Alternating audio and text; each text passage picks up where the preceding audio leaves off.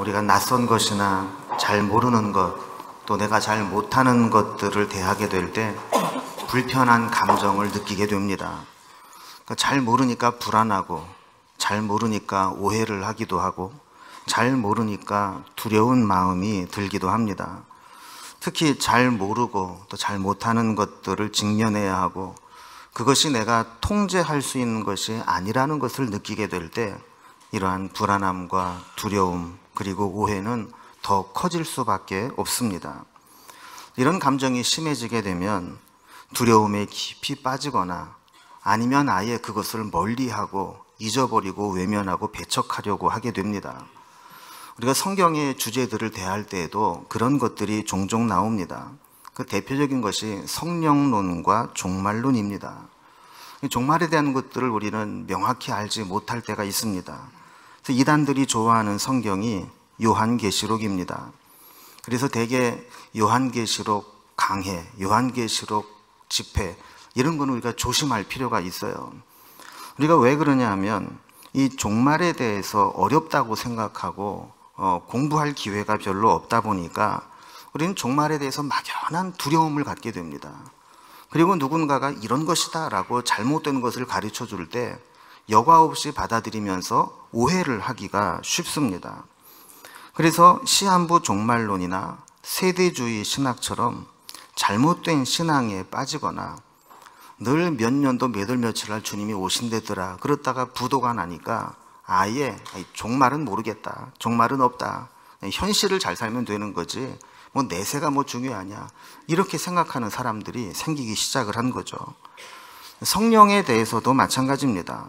우리는 교회를 다니면서 성령에 대한 이야기를 계속 들어왔습니다. 그리고 뭐 성령 충만, 성령 세례, 성령 강림, 성령의 열매, 성령의 임재, 성령의 기름 부으심, 성령의 은사, 성령의 열매, 성령의 내주하심 이렇게 성령과 연관된 것들을 수없이 들어오지만 이게 도대체 뭔지, 뭐가 어떻게 다른 건지 명확하게 또 가르쳐주는 것들이 많지 않기 때문에 이 속 시원히 알지 못하고 그냥 막연하게 넘어갈 때가 많습니다. 그래서 성령에 대해서도 오해를 하는 경우가 많습니다. 잘못된 교리를 가르치다 보면 은사주의나 신비주의에 빠지기도 하고 뭔가 성령에 충만한 것을 엑스타시를 경험하거나 아주 뭐 특별히 막 이성을 잃을 정도로 몰입하는 것이 성령 충만한 것이다라고 오해를 하는 경우도 있게 됩니다.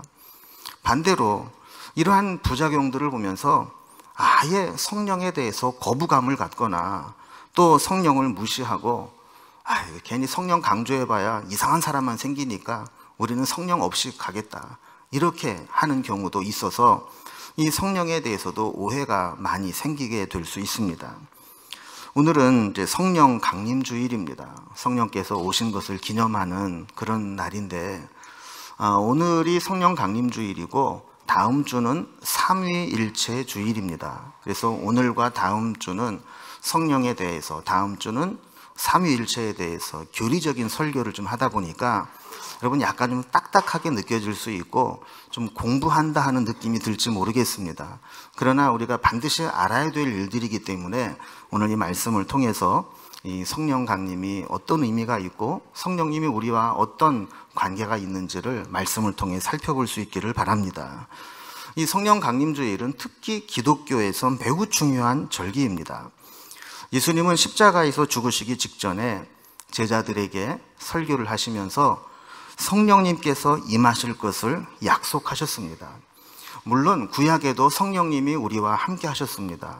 그러나 구약을 보면 성령님은 늘 부분적이고 또 제한적으로 나타나시고 활동하셨습니다. 그러나 예수님이 부활하셔서 하늘로 승천하시고 난 이후에 약속하신 성령이 오시면서부터는 성령께서 강력하게 나타나시고 모든 믿는 자에게 보편적으로 임하셔서 모든 성도들과 함께 동행하고 계시게 됩니다. 성령님의 오심으로 생겨난 가장 큰 변화는 신약 시대의 최초의 교회가 탄생하게 되었다는 겁니다. 신약의 교회는 성령 강림 사건을 통해서 세워진 교회입니다. 그래서 교회사적으로 본다면 성령 강림 주일은 교회의 생일과도 같은 거예요. 우리 보편적 교회가 태동한, 만들어진 그런 날이 되는 것이죠. 성령님이 임하시면서 교회가 세워지고 사도들이 성령을 받고 변화되고 우리와 함께 하시는 하나님을 성령님을 통해 경험하게 되었습니다. 이 모든 성령님의 강림하심은 이미 예수님께서 제자들에게 약속하신 것이었고 오순절 성령 강림 사건은 이 약속의 성취였습니다. 오늘 본문은 예수님의 다락방 설교의 일부분입니다. 예수님께서 십자가를 지시기 전날 다락방에서 제자들과 최후의 만찬을 하시면서 세족식도 행하시고 긴 설교를 하시게 되는데 이것을 통틀어서 요한복음 13장에서 16장까지 이 다락방에서 설교를 했다 그래서 다락방 강화, 다락방 설교라고 부르게 됩니다. 오늘 본문은 이 다락방 설교 중에 일부분입니다. 예수님은 이 설교를 하시면서 제자들로부터 떠나가셨다가 그들이 처할 처소를 예비하시고 다시 오시게 되고 그들을 데리고 그곳으로 이끌어 가실 것이라고 말씀을 하셨습니다. 그 내용이 요한복음 14장 우리가 읽지 않은 앞부분에 있는 내용입니다. 예수님이 떠나시겠다라는 말을 들었을 때 빌립이 예수님에게 이렇게 이야기를 합니다. 14장 8절에 보면 빌립이 이르되 주여 아버지를 우리에게 보여주옵소서 그리하면 족하겠나이다 그랬습니다. 여러분 오병이어의 기적에서도 우리가 알 수 있듯이 빌립은 계산이 빠른 사람입니다. 머리가 잘 돌아가는 사람이죠. 예수님이 늘 그를 지켜보고 있다가 오병이어의 기적을 행하실 때 일부러 빌립에게 말씀합니다. 너희가 저들에게 먹을 것을 주어라.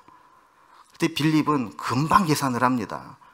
이게 남자 장정만 5,000명 있으니까 이 사람들 먹을 거 다 사주려면 최소한 200데나리온은 필요할 것이다. 그래서 바로 예수님에게 이야기하죠. 예수님, 이 사람 다 먹이려면 200데나리온은 좋게 필요합니다.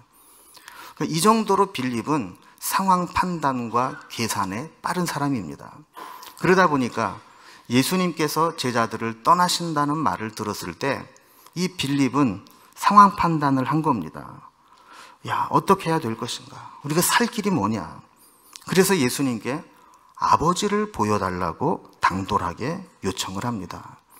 그래서 주여 아버지를 우리에게 보여주옵소서. 이 말은 사실 숨은 뜻은 이런 의미입니다. 예수님, 그냥은 못 갑니다. 하나님 아버지라도 우리에게 보여주시고 우리에게 뭔가 보증을 해주고 가셔야 되지, 만약에 이 상태로 훌쩍 떠나가 버리시면 우리는 어떻게 살란 말입니까? 누구를 의지하고 살란 얘기입니까? 이렇게는 못 갑니다. 이런 의미가 이 속에 담겨져 있는 거예요. 여러분, 어린아이들이 가장 두려워하는 상황이 어떤 상황일까요? 밖에 나갔다가 집에 들어왔는데 엄마, 아빠 아무도 없습니다. 그러면 아이는 어떻게 할까요? 집안 구석구석을 찾아다니면서 혹시 어디에 계시는가 찾을 거예요.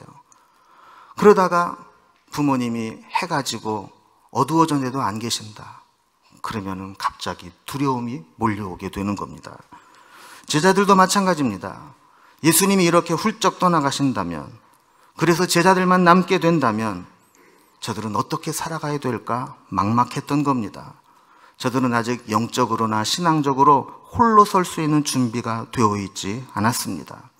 그래서 어린아이가 집에 들어왔을 때 누구라도 있어야 안심이 되듯이 예수님이 가시게 된다면 하나님이라도 좀 보여주고 가셔야 그 하나님 보고 우리가 믿고 기다리지, 그렇지 않고는 살 수 없다라는 것이죠.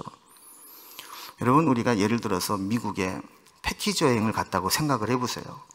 그런데 가이드가 갑자기 내가 다음 장소에 더 좋은 곳을 알아보기 위해서 좀 갔다 올 테니까 며칠 동안 좀 여기 알아서 좀 하고 있으라고. 그러면 어떤 마음이 들겠어요? 말도 안 통하지. 어디 가서 뭘 어떻게 해야 되는지도 모르지. 어디서 먹어야 되는지 자야 되는지 어디 차를 타고 가야 되는지도 모르고 얼마나 막막하겠어요. 그러니까 뭐 그럼 대책을 세워놓고 가야 될 거 아니냐, 이럴 거 아니겠어요? 빌립도 지금 그런 심정으로 하나님을 보여달라고 이야기를 한 거예요. 자, 이때 예수님은 빌립의 무지함을 책망하시면서 중요한 말씀을 깨우쳐 주십니다. 9절 말씀에 보면 예수께서 이르시되 빌립아 내가 이렇게 오래 너희와 함께 있으되 네가 나를 아직 알지 못하느냐? 나를 본 자는 아버지를 보았거늘 어찌하여 아버지를 보이라 하느냐? 그랬습니다. 자, 예수님은 지금 하나님과 자신을 동일시 여기십니다. 예수님을 지금까지 봐왔다라고 하는 것은 하나님을 본 것과 같다라는 거예요. 그러면서 10절에서 하나님과 예수님 사이에 중요한 말씀을 한 가지 더 합니다. 내가 아버지 안에 거하고 아버지는 내 안에 계신 것을 내가 믿지 아니하느냐? 내가 너희에게 이르는 말은 스스로 하는 것이 아니라 아버지께서 내 안에 계셔서 그의 일을 하시는 것이라 그랬습니다. 자, 이것을 신학적인 용어로는 상호내재라고 부릅니다. 서로 내재한다라는 것이죠. 그래서 예수님은 아버지 안에 거하고 아버지는 내 안에 계시다라는 거예요. 그래서 지금까지 예수님께서 행하신 일들이나 하신 말씀은 예수님이 자의로 하신 것이 아니고 예수님 안에 계시는 하나님 아버지께서 예수님을 통해 말씀하시고 행하신 거라는 거죠. 그러니까 지금 예수님을 본 것은 곧 누구를 본 것과 같은 거예요? 아버지 하나님을 본 것과 같다라는 겁니다. 자, 그런데 예수님 말씀은 여기서 끝나지 않습니다. 16절 말씀을 보면 내가 아버지께 구하겠으니 그가 또 다른 보혜사를 너희에게 주사 영원토록 너희와 함께 있게 하리니 그랬습니다. 자, 예수님은 제자들을 떠나 하늘로 가시면서 지금까지 하나님 아버지께서 예수님 자신에게 임하셔서 내재하셔서 함께 하셨던 것과 마찬가지로 예수님이 하시는 일을 다른 보혜사이신 성령님을 보내어서 그 성령님을 통해 제자들과 함께 하시겠다고 말씀하시는 겁니다. 여기 중요한 개념이 또 다른 보혜사라는 거예요. 여기 보면 성령님을 다른 보혜사라 표현을 했고 17절에서는 진리의 영이라 이렇게 표현을 했습니다. 또 먼저 보혜사라는 개념을 보면 보혜사는 헬라어로 파라클레토스라는 단어를 씁니다. 이 파라라는 말은 옆에, 곁에라는 의미이고 클레토스라는 말은 부른다라는 의미예요. 그러니까 파라클레토스는 옆에 불리어진 자라는 뜻이고 이거를 조금 더 세밀하게 좀 설명을 한다면 도움을 받기 위해 곁으로 다가오신 분, 이게 파라클레토스, 보혜사의 의미입니다. 요즘 개념으로 쉽게 비유를 든다면 이 보혜사라는 말은 변호인이나 대리인, 대변인, 중보자, 중재자 이런 역할을 하는 존재라는 것이죠. 여러분, 우리가 그런 일이 있어서는 안 되겠지만 만약에 우리가 법정에 서서 재판을 받게 된다면 얼마나 두렵겠어요. 무슨 말을 어떻게 해야 될지 막막하지 않겠습니까? 그럴 때 변호인을 요청할 수 있습니다. 그러면 변호인은 의뢰인 곁으로 찾아와서 그의 이야기를 들어주고 그를 변호해주고 조언해주고 법정 진술을 대신 해주면서 의뢰인을 도와주는 거예요. 그러니까 보혜사가 바로 그런 분이라는 거죠. 성령님이 우리 곁에 오셔서 우리를 변호해주고 도와주고 우리를 필요한 대로 인도해 준다라는 겁니다.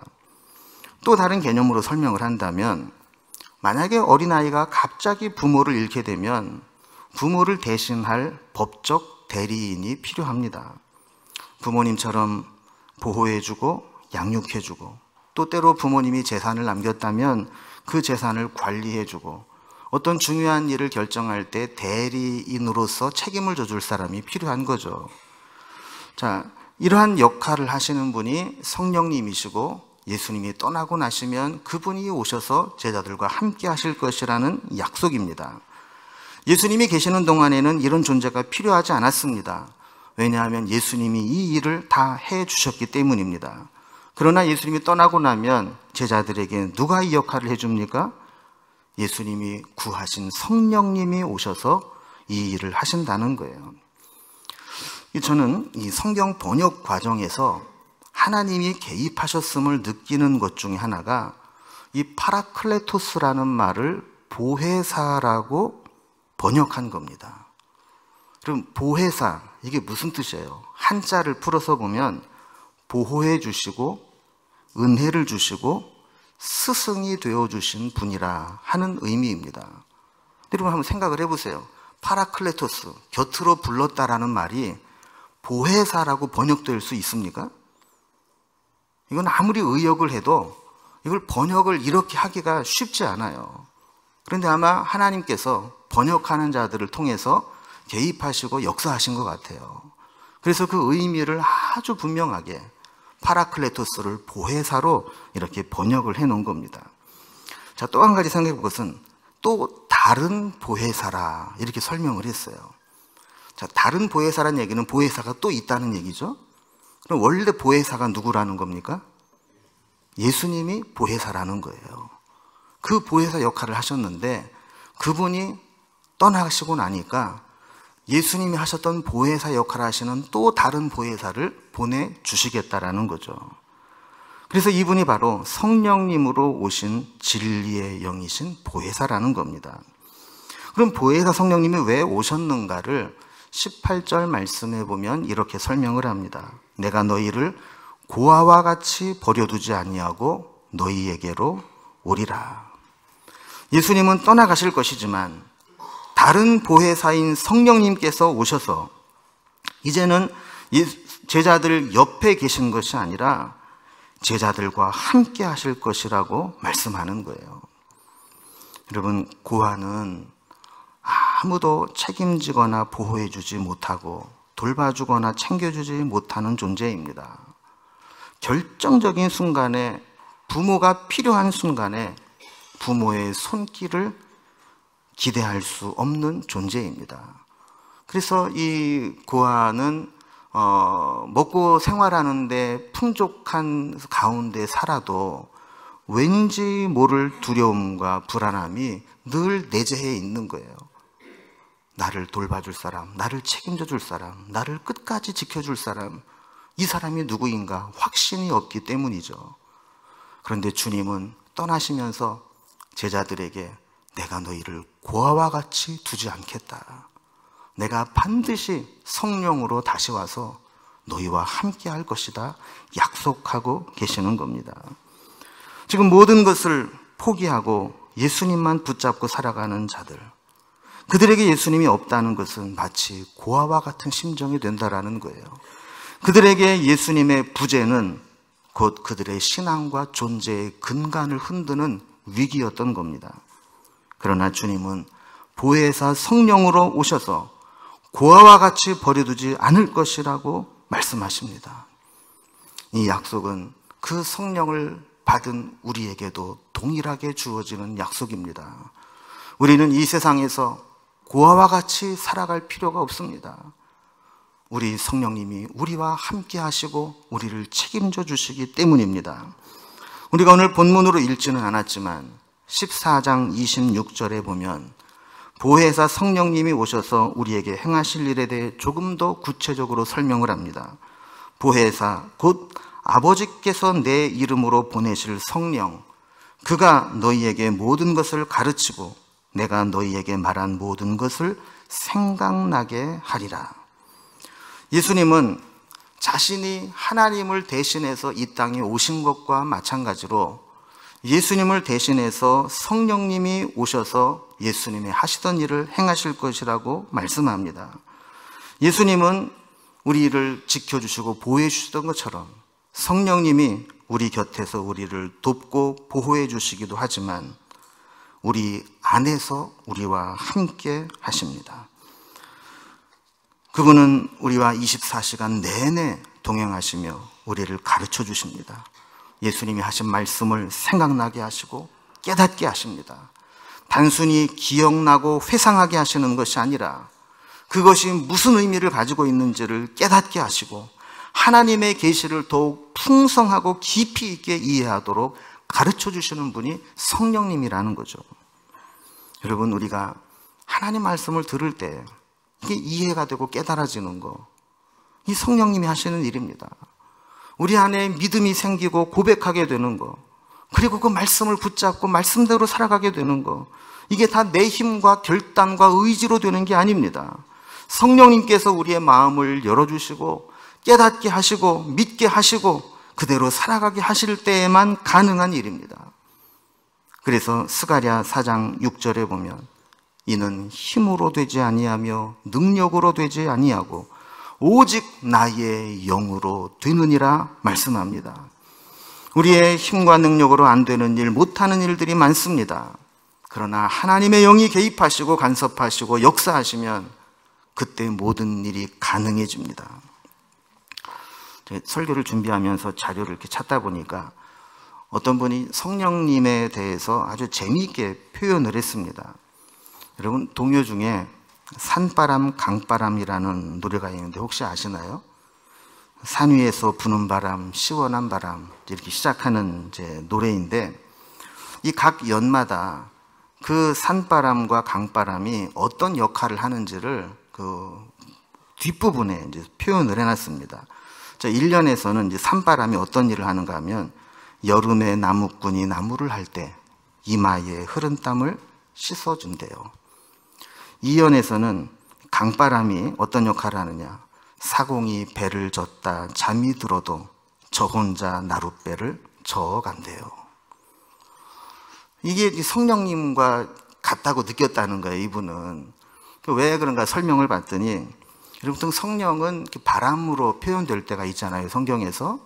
그래서 마치 산바람처럼 우리 피곤하고 지쳐있는 우리의 마음을 위로해주고 시원케 해주고, 나무꾼의 이 이마에 흐른 땀을 씻어주는 그런 고마운 바람이 되기도 하고, 또 때로는 사공이 배를 젓다 피곤하고 지쳐서 잠이 들어도 그 바람으로 배가 저절로 앞으로 가게 밀어주는 역할을 한다는 거죠.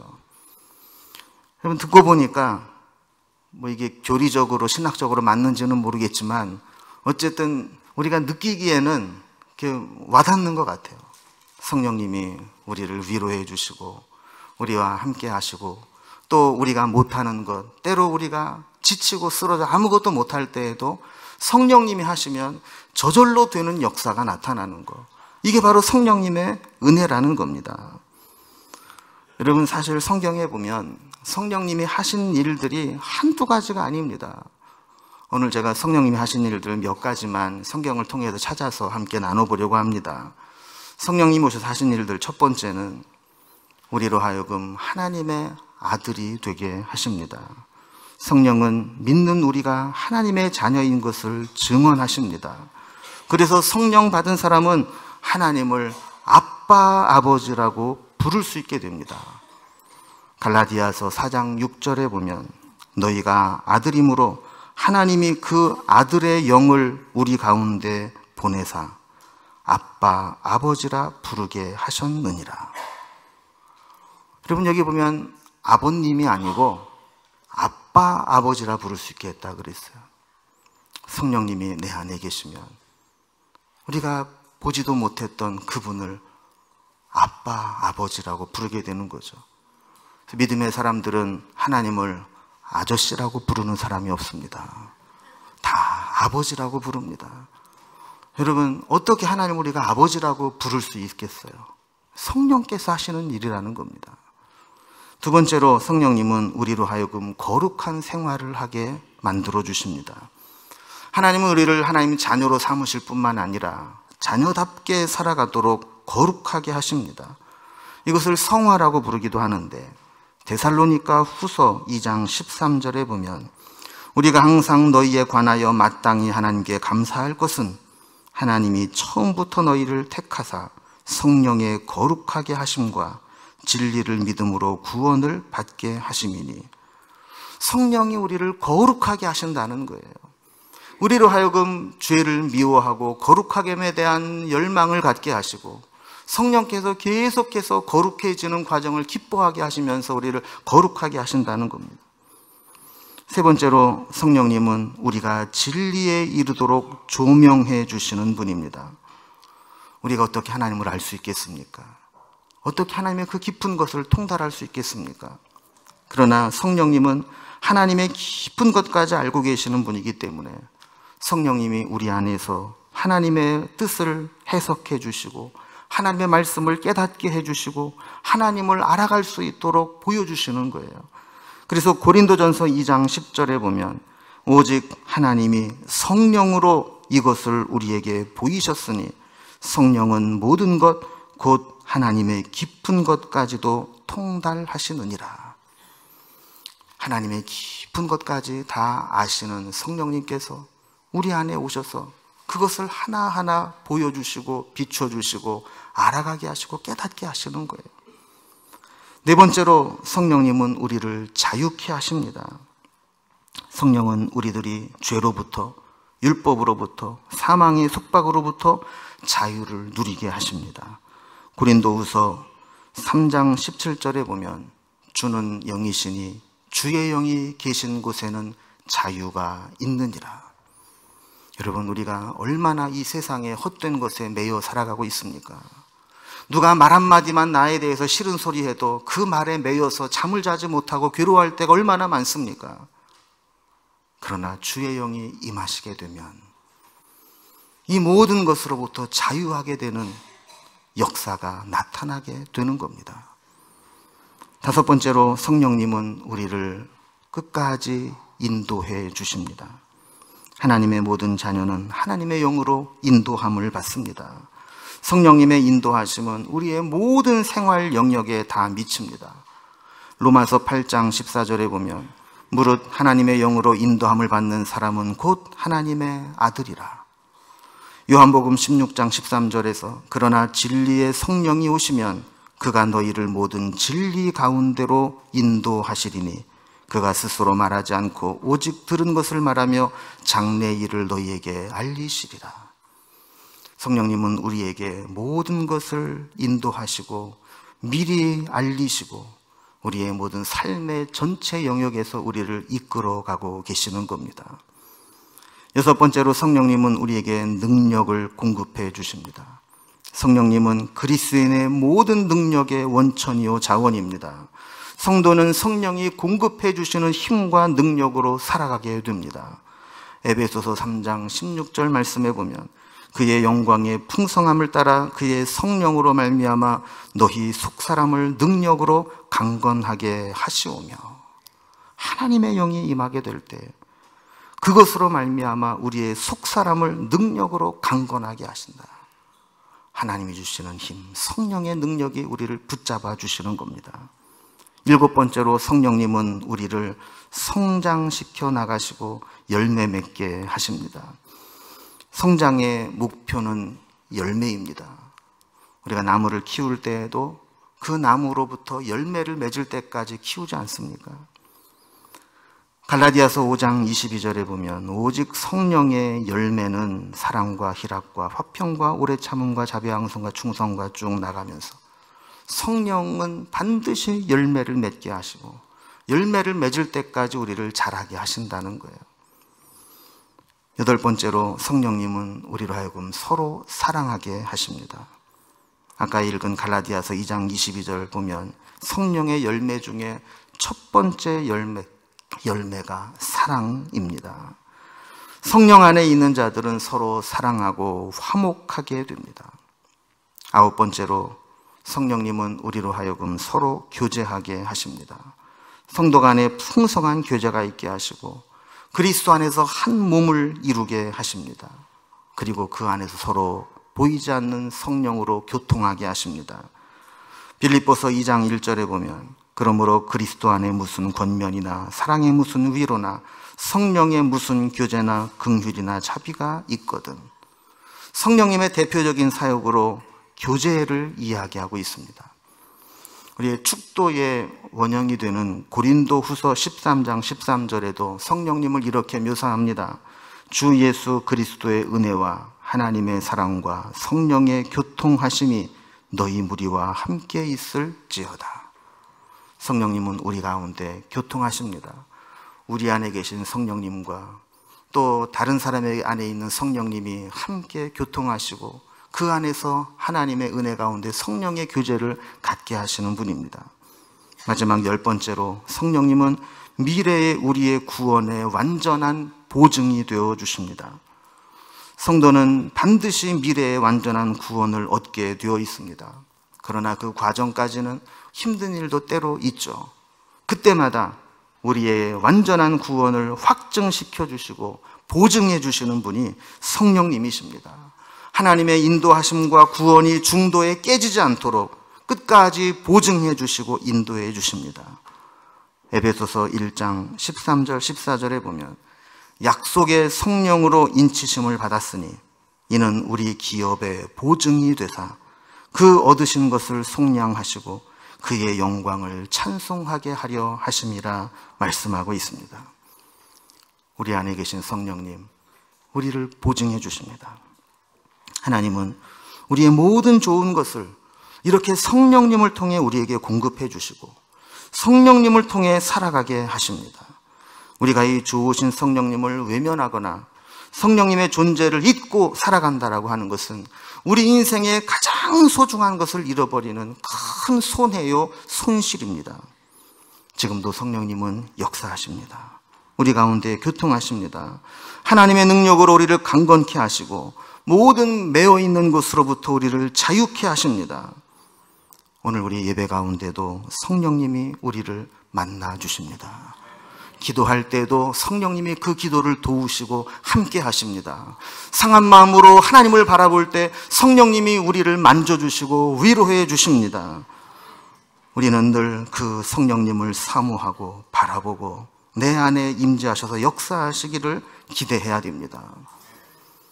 이 시간 반주에 맞춰서 우리 찬양을 좀 하나 하고 싶은데요. 이 찬양 어렵지 않고 단순한 찬양입니다. 가사도 딱 한 줄입니다. 주님의 성령 지금 이곳에 임하소서, 임하소서. 우리가 이 찬양을 기도하는 마음으로 제가 마무리할 때까지 반복해서 부를 텐데, 여러분 나에게 임재하시는 성령님을 사모하면서 이 찬양을 함께 불렀으면 좋겠습니다. 그래서 성령님이 내 안에 충만히 임하셔서 위로가 필요한 자에게 위로를 주시고 치유가 필요한 자에게 치유를 주시고 불안한 자에게 확신을 주시고 무능한 자에게 능력을 주시고 우리가 쓰러져 있는 그 자리에서 다시 우리를 만나 주시고 일으켜 세워 주시고 강건케 해주시는 그 은혜를 이 찬양을 통해 임재하시는 성령님을 통해 느낄 수 있기를 바랍니다. 우리 함께 이 찬양을 하나님 앞에 기도하는 마음으로 고백합니다. 주님의 성령, 주님의 성령 지금 이곳에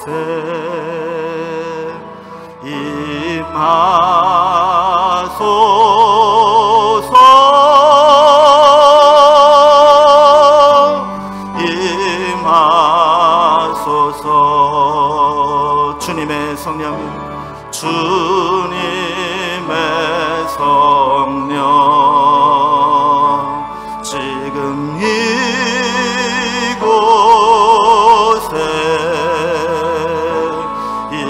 임하소서,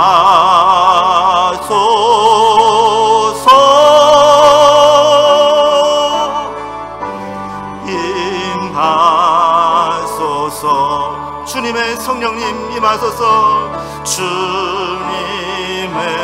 성령 지금 이곳에, 지금 이곳에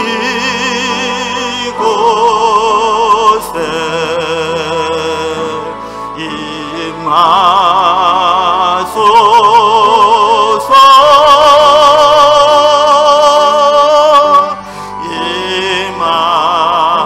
임하소서. 기도하는 마음으로 다시 한번 부릅니다. 주님의 성령, 주님의 성령 지금 이곳에, 지금 이곳에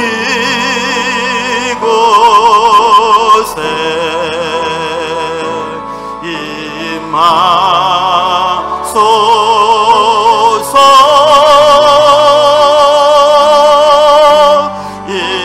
임하소서. 주님의 성령님 지금 내 안에 임하소서, 주님의 성령 지금 내 안에, 지금 내 안에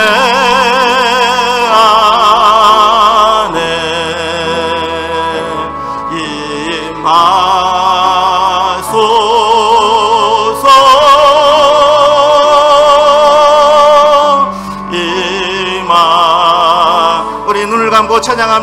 주님의 성령님, 주님의 성령 지금 내 안에 임하소서. 지금 내 안에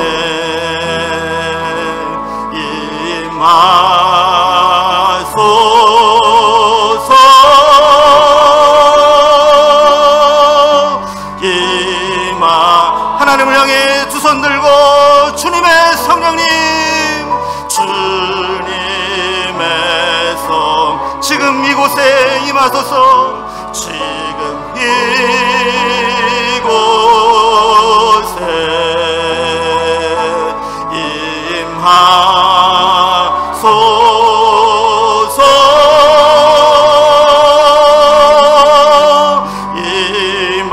임하소서. 우리 한 번 더요. 주님의 성령님, 지금 내 안에 주님의 성령 지금 내 안에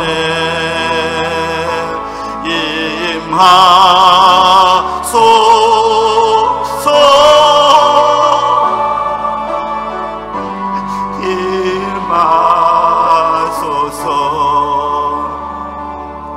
우리 시간 주신 말씀과 이 찬양의 가사를 묵상하며 기도의 자리로 나아갑니다. 말할 수 없는 탄식 가운데 우리의 연약함을 도우시고 우리의 필요를 채우시고 우리를 새롭게 하기를 원하시는 성령님께서 오늘 우리 가운데 임하여 주시고 그 성령님이 우리를 만져주시고 다시금 회복시켜 주시는 은혜를 허락해달라고 우리 앞에 다 같이 통성으로 기도하며 나아갑니다. 하나님 아버지, 오늘 예배를 통해서 하나님을 바라보게 해주심을 감사합니다. 주님의 성령님을 사모하고 성령님의 유하심과 은혜를 구하며 하나님 앞에 나아가는 저희들을 불쌍히 여겨주시옵시고 지금도 말할 수 없는 탄식 가운데 하나님의 백성들을 믿으시고 우리에게 임하셔서 도우시기를 원하시는 하나님께서 오늘 우리를 만나주시기를 원합니다. 우리의 삶에 필요한 영역 가운데 하나님을 바라보며 주님을 기억하며 주님 앞에 나아갑니다. 상하고 지친 우리의 심령을 주님께서 만져주시고 어루만져주시고 아버지 하나님, 우리 무능하고 지친 우리들에게 새 힘을 부어주시고 낙심한 자들에게 주님께서 소망을 허락하여 주시고 우리가 포기했던 기도의 제목들을 다시 붙잡게 하시고 우리를 도우시는 그 하나님을 다시 한번 붙잡고 나아갈 수 있도록 인도하여 주시고 우리의 삶의 모든 영역 가운데서 우리를 이끄시고 인도하시는 성령님을 붙잡고 살아갈 수 있도록 인도하여 주옵소서. 오늘도 우리의 연약함을 하나님 아십니다. 성령님, 우리를 만나주시옵소서. 성령님, 우리 가운데 임재하여 주셔서 우리에게 교통하여 주시고 역사하여 주시옵소서. 그 하나님이 우리를 다시 한번 살려주시고 그 성령님의 위로하심과 은혜가 우리에게 함께 하시는 것을 체험할 수 있도록 아버지 도우시고 인도하여 주옵소서.